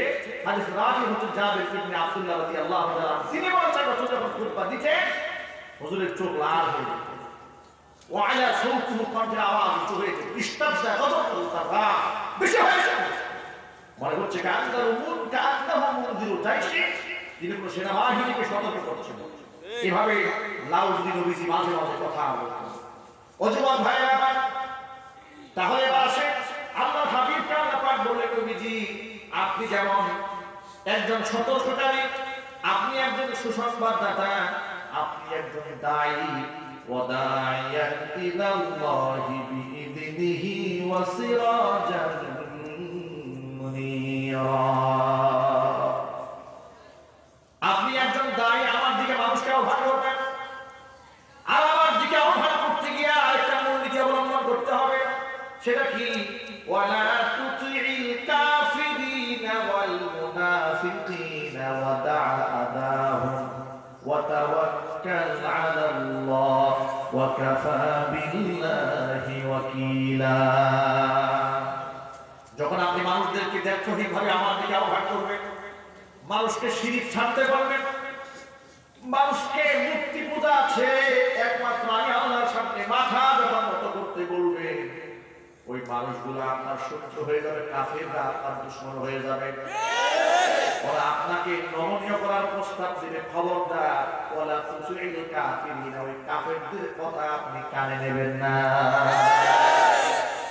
শুধু কাফেররা না, সবাই আছে না নাই? মুসলমানদের ঘরে জন্ম, মুসলমানদের লেবাস লাগানো, মুসলমানদের দাড়ি লাগানো, মুসলমানদের টুপিও লাগিয়েছে, কিন্তু কাফেরদের পক্ষে, কাফেরদের স্বার্থ হাসিলের পক্ষে কথা বলে, এরা হলো মুনাফিক। এই সমস্ত মুনাফিকদের কথা আপনি আমলে নেবেন না, ওদের কথাতে কম্প্রোমাইজ করবেন না। এখন যদি আপনি কম্প্রোমাইজ না করেন, কাফেররা আপনার দুশমন হবে, মুনাফিকরা দুশমন হবে, এরা আপনাকে কষ্ট দিবে, কিন্তু এই কষ্ট এদের কষ্ট দেওয়াটাকে আপনি এড়িয়ে চলুন, কষ্ট আপনি মেনেই নেন। ওয়াতাওয়াক্কাল আলাল্লাহ, ভরসা রাখেন আল্লাহর উপরে। এই কমিটি নবী করিম সাল্লাল্লাহু আলাইহি ওয়াসাল্লামকে কে শিখিয়েছেন? সবাই বলে এই মৌলবি শিখিয়েছেন স্বয়ং আল্লাহ, যে আপনি আমার দিকে আহ্বান করবেন, কাফেরদের কথা শুনবেন না, মুনাফিকদের কথা শুনবেন না, ওরা যে কষ্ট দেবে এটাকে আপনি এড়িয়ে চলুন। দাআদাহুম ওয়া তাওয়াক্কাল আলাল্লাহ, ভরসা করেন আমার উপরে। ওয়া কাফা বিল্লাহি ওয়াকিলা, তাবদীল বাহি হিসেবে এদের অ্যাকশন নেওয়ার জন্য আমি আল্লাহ নিজেই যথেষ্ট। সুবহানাল্লাহ বলবেন না? এইজন্য আমার ভাইরা, অনেক সময় আমরা জোরালো ভাষায় অন্যায়ের প্রতিবাদ করি। আলেমদের যদি কেউ মৌলবাদী বলে গালি দেয়, আলেমদেরকে যদি কেউ জঙ্গিবাদী বলে গালি দেয়, আছে না? আলেমদেরকে যদি ফাহেসা ভাষায় কেউ গালিগালাজ করে, তখন আমরা ঘরে বসে থাকতে পারি না। হাজার রিস্ক এবং ঝুঁকির মধ্যে আমরা বজ্রকণ্ঠে তার হুঙ্কার তুলি, করি। কেন করি জানেন? এই মূলনীতি অবলম্বন করি। আমরা জানি এই কথা বলার পরে কিছু মুনাফিক আমাদের দুশমন হয়ে যাবে, কিছু মুনাফিক আমাদের পিছনে ষড়যন্ত্র করবে, আমাদেরকে মৌলবাদী বলার জন্য চেষ্টা চালাবে, আমাদের বিরুদ্ধে আওয়াজ তুলবে, এই হুজুর গুসকানি করার কথা বলে, কথা বলে। এগুলো আমরা সব জানি। আপনারা মনে করেন হুজুর মনে হয় এগুলো মাথায় রাখে না, হুজুর মেজাজ গরম। এত গরম না, আমাদের মাথার জায়গার মতো ঠান্ডা আছে। আপনাদের মাথা গরম হয় ঘরের বউর সাথে ঝগড়া করলে, আর আমাদের মাথা গরম হয় ইসলামে আঘাত দিলে। এখানেই পার্থক্য। আপনাদের মাথা গরম হয়ে যায় নেতার বিরুদ্ধে কথা বললে, আপনার মাথা গরম হয়ে যায় আপনার জায়গার মধ্যে কেউ হামলা করলে, কথা বলেন। আপনার মাথা গরম হয়ে যায় তেলের দাম বাড়লে, আপনার মাথা গরম হয়ে যায় গদি সিট হারাই ফেললে। মাথা গরম হয় না, আমার মাথা গরম হয় কেউ যদি আমার নবীর নারীর বিরুদ্ধে কথা বলে, যদি আমার নবীর স্ত্রীর বিরুদ্ধে কথা বলে। যারা আজকে রাজাকার সাজিয়ে, ভালো করে মনে রাখেন ৭১ সনে ১৯৭১ সনে যারা রক্ত দিয়ে জীবন দিয়ে দেশকে স্বাধীন করেছে, মুক্তিযোদ্ধারা হচ্ছে রাষ্ট্রের সম্পদ। তাদের জন্য দোয়া আছে না? যার নেতৃত্বে দেশ স্বাধীন হয়েছে প্রেসিডেন্ট বঙ্গবন্ধু শেখ মুজিবুর রহমান, আল্লাহ সুবহানাহু ওয়া তাআলা তাকে এবং তার সাথে দেশপ্রেম নিয়ে ঈমান নিয়ে যারা লড়াই করে দেশটাকে স্বাধীন করেছে, আল্লাহ পাক তাদের সকলের জন্য জান্নাতুল ফেরদাউস দান করে। তাদের প্রতি আমরা ঋণী, তাদের প্রতি আমাদের অগাধ ভালোবাসা আছে, বিশ্বাস রয়েছে। বঙ্গবন্ধুর প্রতি আমাদের কোনো বিশ্বাসে ঘাটতি নাই। তিনি একজন ইমানদার ছিলেন, একজন মুসলমান ছিলেন। এখন পর্যন্ত বঙ্গবন্ধুর বাবা এবং বঙ্গবন্ধুর মায়ের ছবি ভিডিও অনলাইনে পাওয়া যায়, আছে না? বঙ্গবন্ধুর বাবা মুখের দাড়ি এত বড়, মাথায় টুপি, আছে না? এর মানে, এবং তাদের ইতিহাস করে দেখে, তাদের পূর্বের ইতিহাস, তারা কি ছিলেন, কি ছিলেন? তারা কি মূর্তি বানাতেন? যদি বলেন মুসলমান দাঁড়িয়ে ছিল, কিন্তু আজকে একটা চক্র দাঁড়িয়েছে বাংলাদেশে, এরা সরকারের লোক না, এগুলো হচ্ছে সরকারের নাম ব্যবহার করে একটা দালাল তৈরি হয়েছে, নাস্তিকবাদী দালাল, যারা আলেমদের সাথে সরকারের মুখোমুখি একটা যুদ্ধ বাজায় দেওয়ার জন্য গোপন ষড়যন্ত্র চালাচ্ছে। ওরা সরকারকে উস্কিয়ে আলেমদের বিরুদ্ধে বক্তৃতা দেওয়ার ক্ষেত্রে স্পৃহা দিবাচ্ছে। মনে রাখতে হবে, মনে রাখতে হবে, ওরা রাজাকার বলতে দাঁড়িয়ে এবং টুপিওয়ালাদেরকে বুঝে। আপনাদের ভুলে যাওয়ার কথা নয়, আপনারা যারা আমার বয়সী সিনিয়র কিংবা জুনিয়র যারা আছেন, টেলিভিশনে নাটকে এই পর্যন্ত মুক্তিযুদ্ধ নিয়ে যত সিনেমা বাংলা হয়েছে, দাড়ি ছাড়া কি একটা রাজাকার আছে? যদি বলতে হবে, মানে রাজাকারের চরিত্র মানে তার মুখে দাড়ি থাকতে হবে, মাথায় টুপি দিতে হবে, সাদা পাঞ্জাবি পরতে হবে। সাদা পাঞ্জাবি, দাড়ি আর মাথার টুপি যদি রাজাকারের আলামত হয়, তাহলে আজকে রাজনীতিবিদদেরকে শুধু দাড়ির বিদ্বেষ কেন, এই পাঞ্জাবি তাদের খুলে ফেলে দিতে হবে। কথা বলে তারা কেন দাড়িকে বারবার অবমাননা করছে? লম্পটের চরিত্র যাকে দেওয়া হয় তার মধ্যে দাড়ি লাগাই দেওয়া হয়। টেলিভিশনে, নাটকে, সিরিয়ালে খুনির চরিত্র যাকে দেওয়া হয় তার মধ্যে দাড়ি লাগিয়ে দেওয়া হয়, মাথায় টুপি দেওয়া হয়। এই সিনেমার বাণী আমার পরবর্তী প্রজন্মের কাছে মেসেজ দেওয়া হচ্ছে, দাড়ি এবং টুপিওয়ালারা স্বাধীনতা বিরোধী। এই আলেমরা ইসলাম চায় না, এই আলেমরা দেশ স্বাধীন চায় না। এই মেসেজ দেওয়ার জন্য ষড়যন্ত্র যারা চালায় তারাই হচ্ছে স্বাধীনতার সবচেয়ে বড় দুশমন। এই সমস্ত দুশমনদেরকে চিহ্নিত করতে হবে। আওয়ামী লীগ আর বিএনপি, জামাত ইসলামের প্রশ্ন এই প্রশ্ন হচ্ছে নবী মুহাম্মদ সাল্লাল্লাহু আলাইহি ওয়াসাল্লামের উম্মত এবং তার ভালোবাসার প্রশ্ন। যারা রাসূলকে ভালোবাসে, পরকালকে বিশ্বাস করে, দাড়ির সামনে অবমাননা হবে, এটা কোনো মুসলমানের বাচ্চা বরদাস্ত করতে পারে না। কথা ঠিক না?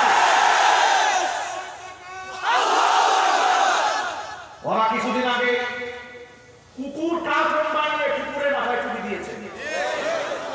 আমার কাছে এখনো সেই ছবি আছে, আমি রেখে দিয়েছি মোবাইলে। ওরা কুকুরের মুখে দাড়ি লাগিয়ে দিয়েছে। নাউজুবিল্লাহ বলতে ইচ্ছা করলো না? এরা হচ্ছে দেশের সবচেয়ে বড় দুশমন। যদি বলতে হবে, আমরা চাই আমরা স্বাধীন একটা বাংলাদেশ পেয়েছি। এই দেশের মধ্যে আমরা শান্তি এবং সমৃদ্ধি নিয়ে বাঁচতে চাই। যারা আমাদেরকে মৌলবাদ বলে গালি দেয়, এদেরকে গাল দেন না কেন? যারা তোমার রসুলকে, রসুলের টুপিকে কুত্তার মাথায় উঠাই দিল, যারা তোমার রসুলের দাড়িকে কুকুরের মুখের মধ্যে ঝুলিয়ে দিয়েছে, তাদের বিরুদ্ধে তোমাদের মিছিল হয় না, তাদের বিরুদ্ধে মানববন্ধন হয় না, তাদের বিরুদ্ধে ফক্স হয় না, সব ফক্স আলেমদের বিরুদ্ধে।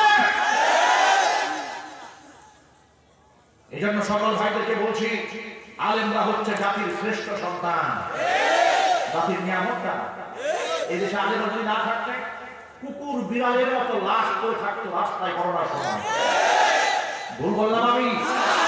সে আলেমদেরকে তোমরা চিনলাম না, আলেমদেরকে মৌলবাদ বলে গালি দিল, তাদের বিরুদ্ধে মিছিল করো। লজ্জা হওয়া উচিত। আমার যুবক ভাইরা, মনে রাখবেন, আলেমদের বিরুদ্ধে যারা কথা বলে ভালো করে শুনে রাখেন। কথিত আছে, আলেমদের বিরুদ্ধে যারা কথা বলে, ইমাম আবু হানিফা রাহমাতুল্লাহি আলাইহি থেকে বর্ণিত একটা ঘটনা আছে। তার নামে একটা ঘটনা সুপরিচিত আছে।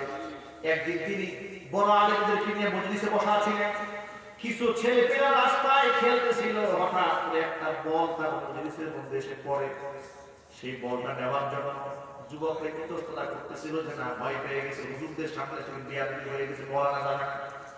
কোন যুবক যখন আসে না, একটা যুবক বোঝায় হুজুর সামনে বল করেছে, কি হয়েছে?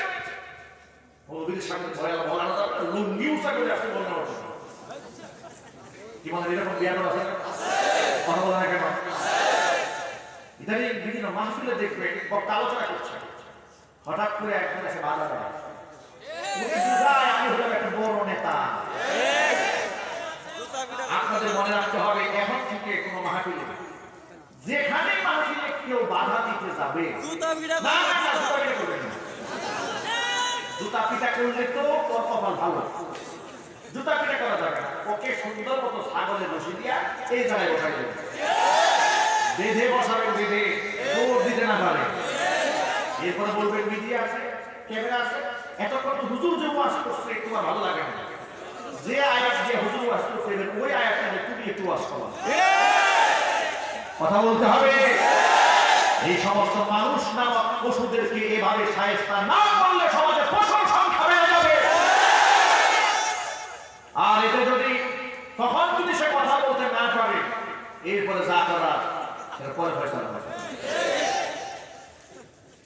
এটা বললাম, এটা সাবধান, সাবধান হয়ে যান, সাবধান হয়ে যান।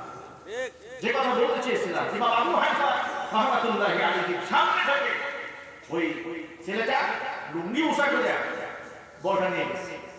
চলে যাওয়ার পরে ইমাম আবু হানিফা রাহমাতুল্লাহি আলাইহি বললেন, আমার মনে হয় এই যে ছেলেটা চলে গেল, এখান থেকে বলটা নিয়ে আলেমদের সাথে বর্ণনা ফরমানি করে বিরাটের বাহাদুর দেখেন। আমার মনে হচ্ছে যে এর জন্মে কোনো সমস্যা আছে। তারা সবাই তো অবাক হয়ে গেল। ইমাম আবু হানিফা কি আমার আপনার মতো ছোটখাটো আলেম ছিলেন? তার ইলমের দৌলত্ব সম্পর্কে, তার গভীর নলেজ সম্পর্কে আপনি স্টাডি করলে আপনি পাগল হয়ে যাবেন। যে এত গভীর জ্ঞান একজন মানুষের মাথায়, তিনি সাধারণ মানুষ, কিন্তু তার নবী রাসূল না, তাদের ওহী আসে না। একজন সাধারণ মানুষ আলেম হওয়ার পরে তার ফিকহি যোগ্যতা কতটা গভীরে থাকে এবং সূক্ষ্ম সূক্ষ্ম বিষয়কে তিনি ইস্তেমবাদ করেছেন। রাতের আধারে ঘুমাতেন না, সারা রাত ধরে কোরআন হাদিস থেকে রিসার্চ করে মাসআলা ইস্তেমবাদ করতেন। ফজরের পর থেকে যুহুর পর্যন্ত ছাত্রদেরকে ক্লাস করাতেন, যুহুর থেকে আসর পর্যন্ত ঘুমাতেন। এই আল্লাহর বান্দা, আল্লাহ পাকের ওলি। এত গভীর জ্ঞান, তাকে ফিকহ দিয়ে মাসআলা মাসাইল দিয়ে আটকায় দেওয়ার মতো লোক তৎকালীন যুগে ছিল না। তিনি কোরআন সুন্নাহ থেকে সমাধান দিয়ে দিতেন। এমনকি যেখানে কোরআন সুন্নাহর সরাসরি বিশ্লেষণ নাই, কিয়াস করে তাত্ত্বিকভাবে এমন জবাব দিতে যে জবাবের পর আর জবাব থাকে না।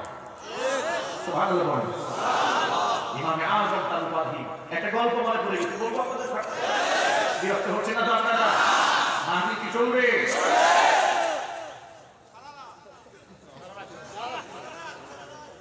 ইমাম আবু হানিফা রাহমাতুল্লাহি আলাইহি সারা রাত জাগনা, ফজর পর থেকে যোহর পর্যন্ত ক্লাস করিয়েছেন।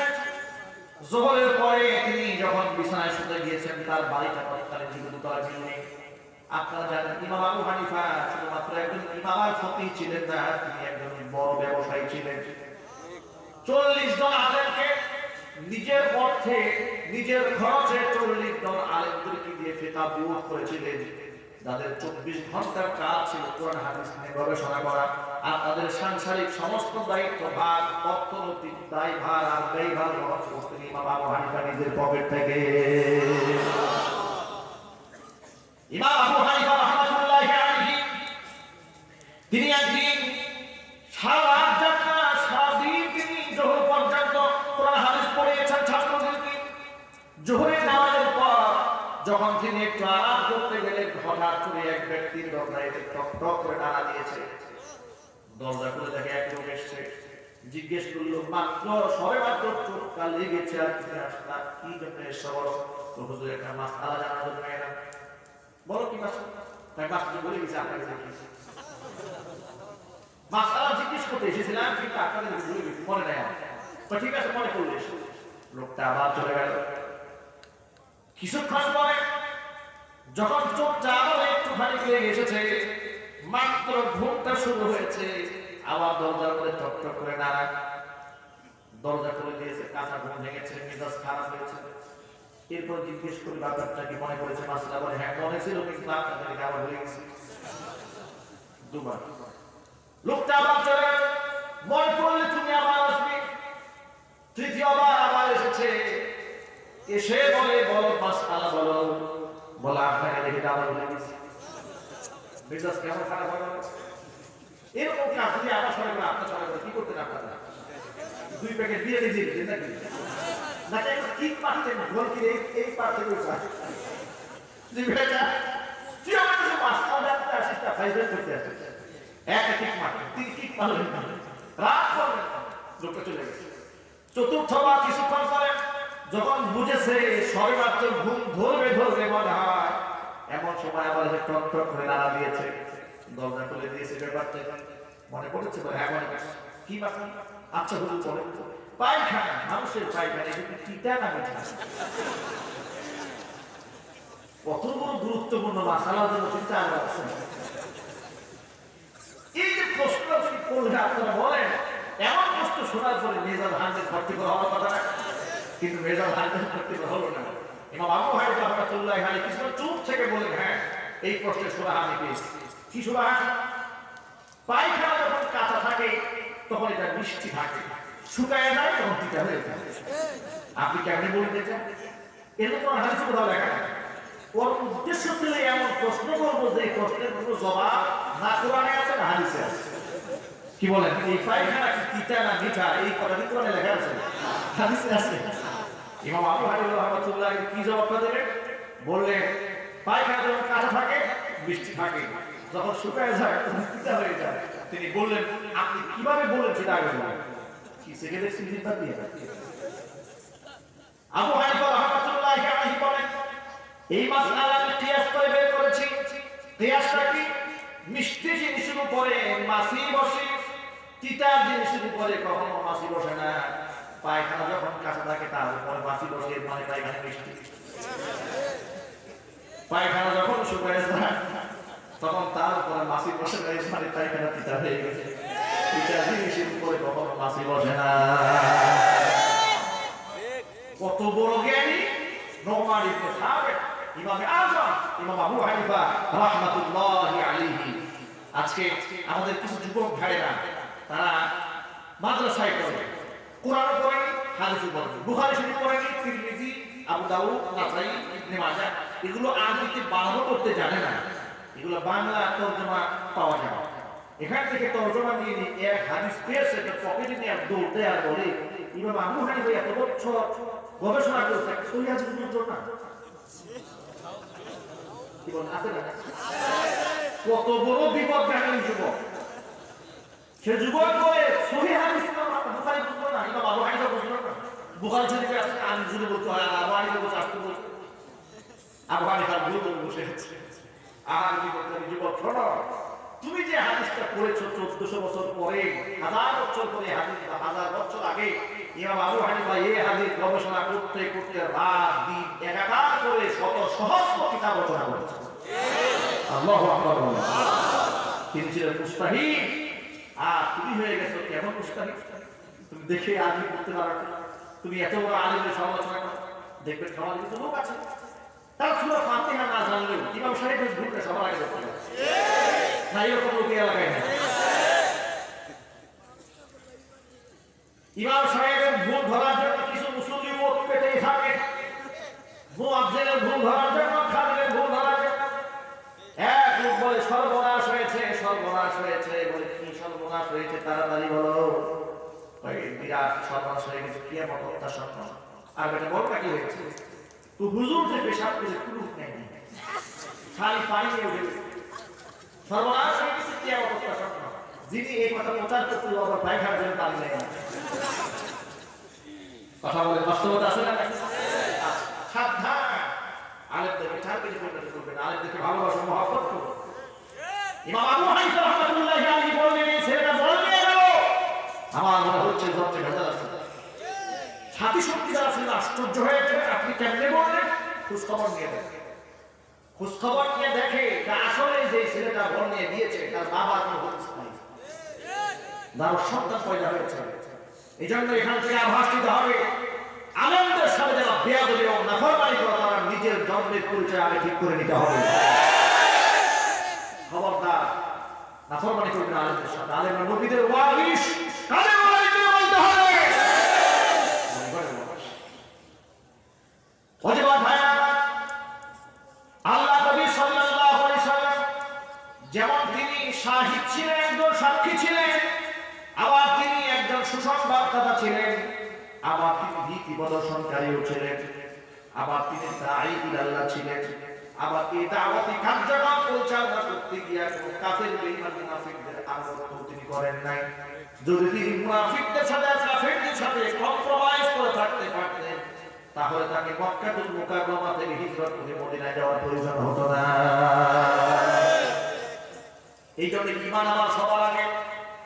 আমাকে যদি জবাই করা হয় আমি আমার ঈমান থেকে এক চুল সরে যাব না। আমাকে যদি দেশান্তরিত করে দেওয়া হয় আমি আমার ঈমান থেকে এক চুল সরে যাব না। কারণ আমি সাহাবায়ে কাছ থেকে ঈমান শিখেছি। আমি ঈমান শিখেছি হযরত আবু বকর থেকে, আমি ঈমান শিখেছি হযরত বিলাল রাদিয়াল্লাহু তাআলা আনহুর কাছ থেকে, আমি ঈমান শিখেছি হযরত সুমাইয়া রাদিয়াল্লাহু তাআলা আনহার কাছ থেকে। ভাইরা আমার, আপনারা সবাই জানেন বিলাল রাদিয়াল্লাহু তাআলা আনহু কি তার নবী উমাইয়া ইবনে খালিদ বড় একটা পাথর তার মুখের মধ্যে চাপ দিয়া ধরে রেখেছে, আবার তাকে উটের পায়ের সাথে পাগলা উটের পায়ের সাথে রশি দিয়ে বেঁধে তাকে টেনে হিঁচড়িয়েছে বড় প্রাণ করে। পিঠের চামড়া ছিঁড়ে যায়, কানের চামড়া ছিঁড়ে যায়। বিলাল রাদিয়াল্লাহু তাআলা আনহুকে নিয়ে উট যখন আর দৌড়াতে পারে না, উট যখন ক্লান্ত হয়ে যায় তখন আহাত আহাত অস্ফুট আওয়াজে তার জবান থেকে বের হয়ে যায়। কাফিররা বলে এখনো সময় আছে, মুহাম্মাদের কাছে মুহাম্মাদের ফিরিয়ে দে। হযরত বিলাল রাদিয়াল্লাহু তাআলা ওয়াসফুর আওয়াজি তখন বলতেছিলেন আহাদ আহাদ লা ইলাহা ইল্লাল্লাহ লা ইলাহা ইল্লাল্লাহ মুহাম্মাদুর রাসূলুল্লাহ। ওজবা ভাইরা আমার, জমিনে যার সাথে যার মহব্বত তার সাথে তার কিয়ামত। আল্লাহ তাআলা বলেন আল মারউ মা'a মান আহাব্বা ওয়া আনতা মা'আল্লাযী আহবাবতা। একজন সাহাবী হুজুরের সামনে আসলেন, এসে বলছেন নবীজি কিয়ামত কবে কায়েম হবে, দিন তারিখটা বলেন। হুজুর কোনো জবাব দিলেন না, চুপ হয়ে গেলেন, হাসা কাটা। সাহাবী আবার জিজ্ঞেস করলেন মাতা তাকুমু সাআ ইয়া রাসূলুল্লাহ, নবীজি আপনি বললেন না কিয়ামত কবে কায়েম হবে। হুজুর চুপ হয়ে গেলেন, জবাব দিলেন না। তৃতীয়বার আবার যখন বললেন কিয়ামত কবে কায়েম হবে, আল্লাহর হাবিব বললেন ফামা আদাত্তালাহা। এর সাহাবী বারবার কিয়ামতের দিন তারিখ জানতে চান, কিয়ামত কবে কায়েম হবে, কিয়ামত কবে কায়েম হবে, কিয়ামতের জন্য তোমার প্রস্তুতি কি, প্রিপারেশন কি? কিয়ামতের মাঠ তো বড় ভয়াবহ মাঠ, যেখানে মা তার সন্তানের পরিচয় দিবে না, সন্তান মায়ের পরিচয় দেবে না, ভাই ভাইয়ের পরিচয় দিবে না, সবাই যখন ভেঙে পলায়ন করবে, এমন কঠিন অবস্থা সৃষ্টি হয়ে যাবে। একটা নেকির জন্য গোটা হাসরের মাঠ দৌড়াবে, একটা নেকি খুঁজে পাওয়া যাবে না। ওজবা ভাইরা আমার, সময় নষ্ট করবেন না। একাকিত্বে যখন থাকেন তখন সুবহানাল্লাহ সুবহানাল্লাহ সুবহানাল্লাহি ওয়া বিহামদিহি সুবহানাল্লাহিল আযীম সুবহানাল্লাহি ওয়া বিহামদিহি সুবহানাল্লাহিল আযীম লা ইলাহা ইল্লা হুয়াল হাইয়ুল কাইয়্যুম তাসবিহ পাঠ করতে থাকবেন। সুবহানাল্লাহ, আলহামদুলিল্লাহ, লা ইলাহা ইল্লাল্লাহু আল্লাহু আকবার ওয়া লিল্লাহিল হামদ। এবারে যখন আপনারা তাসবিহ পাঠ করতে থাকবেন, প্রত্যেকটা সেকেন্ডে সেকেন্ডে এত বেশি নেকি আমল নামায় লেখা হবে। একবার সুবহানাল্লাহ, একবার আলহামদুলিল্লাহ বললেন, জমিন থেকে আসমান পর্যন্ত পুরো ফাঁকা জায়গাটা আল্লাহ পাক নেকি দ্বারা ভরপুর করে দেবে। আপনি হয়তো মনে মনে ভাবতেছেন এত নেকি দিয়ে আমার লাভটা কি? আপনি জানেন না কিয়ামতের মাঠে একটা নেকির কত মূল্য হয়ে দাঁড়াবে। একজন ব্যক্তির এমন অবস্থা হয়ে যাবে, আমল নামা ওজন দেওয়া যখন হয়ে যাবে, একটা নেকির কারণে জান্নাতে যেতে পারছে না। আল্লাহ রাব্বুল আলামিনের কাছে বান্দা বলে, রব্বুল আলামিন তুমি যদি আমাকে একটুখানি সুযোগ দিতা, হাসরের মাঠে আমার কত বন্ধু বান্ধব দেখা যাচ্ছে, কারো কাছ থেকে একটা নেকি আমি ধার করে আনতাম। তখন আল্লাহ সুবহানাহু ওয়া তাআলা তাকে সুযোগ দিবেন, যাও তুমি নেকি একটা ধার করে নিয়ে আসো। চতুর্দিকে দৌড়াবে, ভাইয়ের কাছে যাবে, ভাই ফিরাই দেবে, মায়ের কাছে যাবে, মা ফিরাই দেবে, সকল মানুষের কাছে যাবে, মানুষেরা ফিরাই দেবে, কেউ যখন তারা নেকি দেবে না। ব্যর্থ হয়ে যখন জাহান্নামের দিকে রওনা হবে, এমন সময় একজন ব্যক্তি বলবে, ভাই দাদা তুমি তো একটা নেকির কারণে জাহান্নামের দিকে চলে যাচ্ছ, আর আমার গোটা জীবনে আমল নামায় নেকি বলতে শুধুমাত্র একটা নেকি আছে, আমি তো এমনিও জাহান্নামে যাব, আমার তো কোনো উপায় নেই, জাহান্নামে যেহেতু আমার যেতেই হবে, দুনিয়াতে আমি যদি কোনো মানুষের উপকার করে নেই, আজকে হাসরের মাঠে তোমার একটা উপকার করতে চাই, সেটা হলো অন্ততপক্ষে তুমি আমার একটা নেকি নিয়ে আল্লাহর জান্নাতে চলে যাও। বান্দা একটা নেকি নিয়ে হাসি মুখে জান্নাতের দিকে যখন রওনা হয়ে যাবে, আল্লাহ রাব্বুল আলামিন বলবেন, বান্দা দাঁড়া, এই নেকি তুই কোথায় পেলি? বান্দা বলবে, রব্বুল আলামিন তোমার অমুক বান্দা আমাকে দিয়েছি। আল্লাহ পাক বলবেন, বান্দা যেখানে তোর মা, তোর বাবা, তোর ভাই, তোর বন্ধু বান্ধব, আত্মীয়-স্বজন কেউ যখন তোর বিপদে তোর পাশে দাঁড়ালো না, যে লোকটা তোর উপর রহম করলো, দয়া করলো, দুনিয়াতে আমার কোনো বান্দা, কোনো বান্দি, কোনো ব্যক্তিকে উপকার করলে সেটাকে যেমন আমি ভুলে যাই নাই, সেটাকে আমি আজকে বড় বানাই দিয়েছি। আজকে অবশ্যই একটা নেকি দেয়া যে ব্যক্তি তোকে উপকার করেছে, আমি তাকে বঞ্চিত করব না।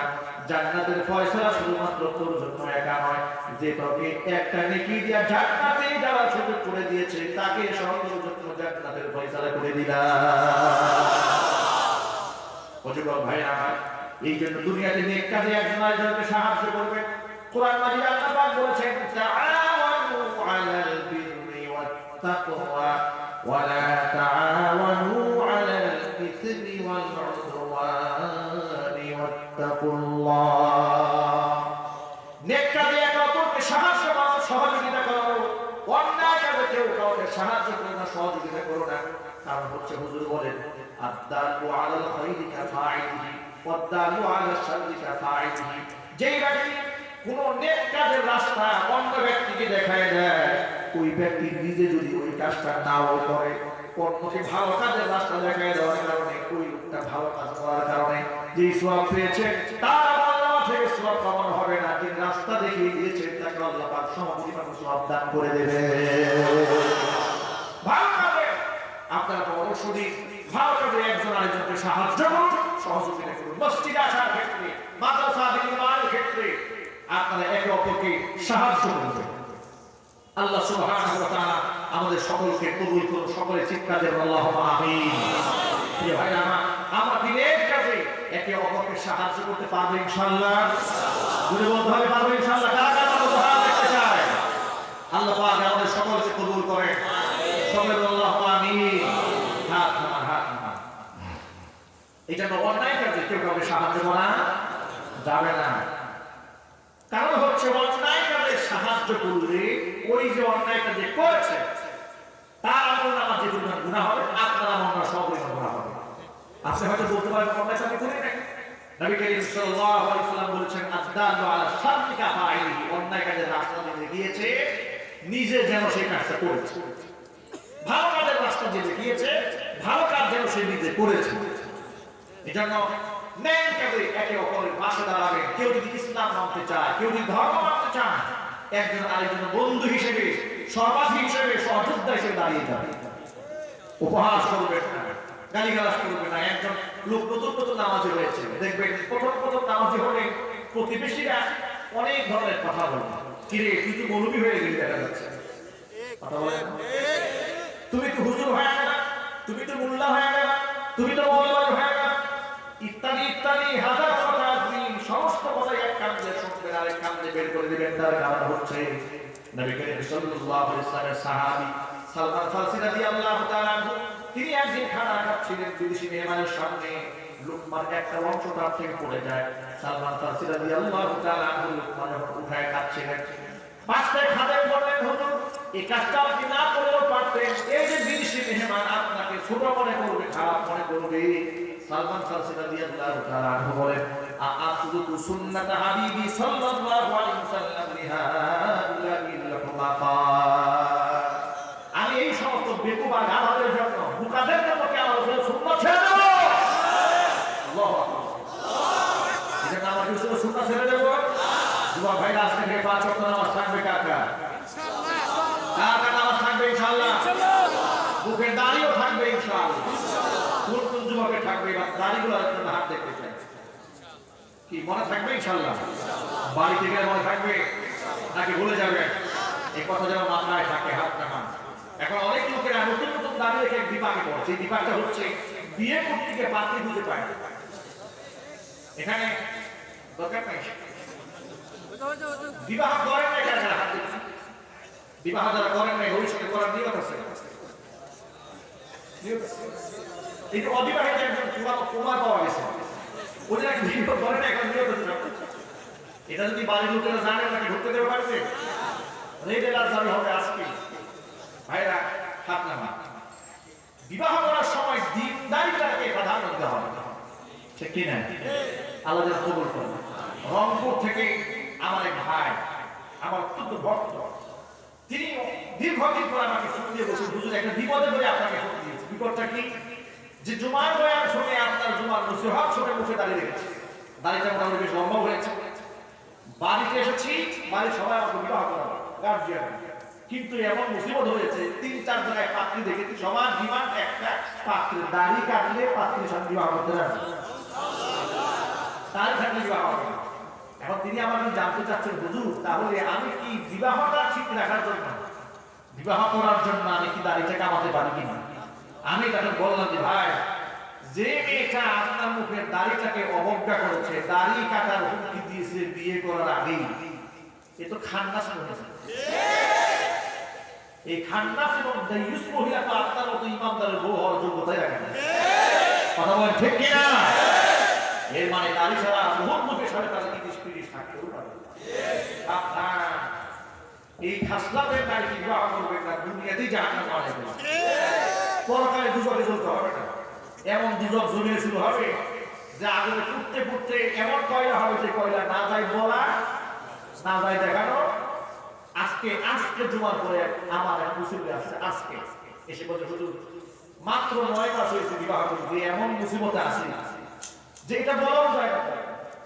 কি হয়েছে সমস্যা যে আমার ওয়াইফ আমার নাম সহ্য করতে পারে না, বরদাস্ত করতে পারে না, যেমন খুশি তেমন চলে, বাড়ি বাপের বাড়ি বিলে আসতেই চায় না, একদম ফ্রি চলাফেরা করতে চায়, পর্দা করতেও চায় না, নামাজও করতে চায় না, রাগ হয়ে যায়।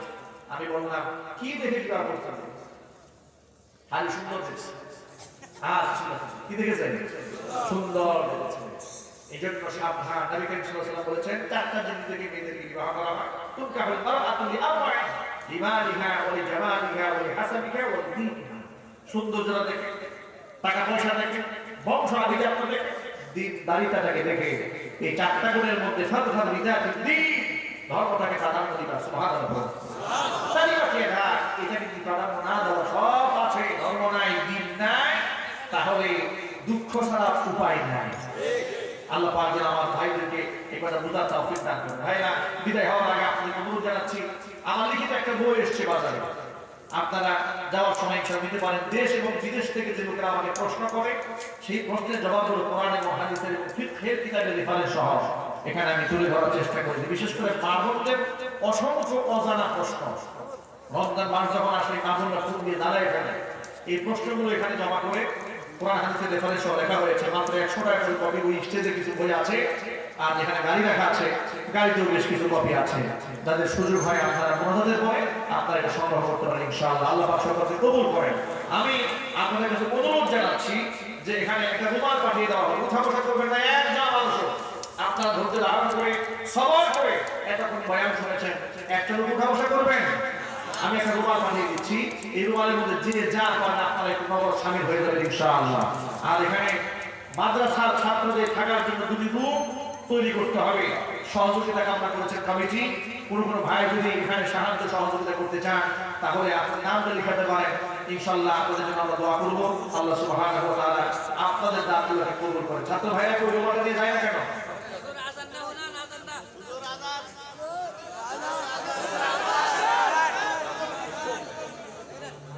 কোন ওয়াক্তে আযান? জি,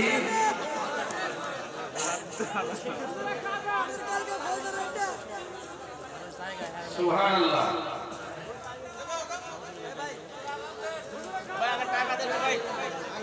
ওই রুমাল যাচ্ছে, রুমাল আগে টাকা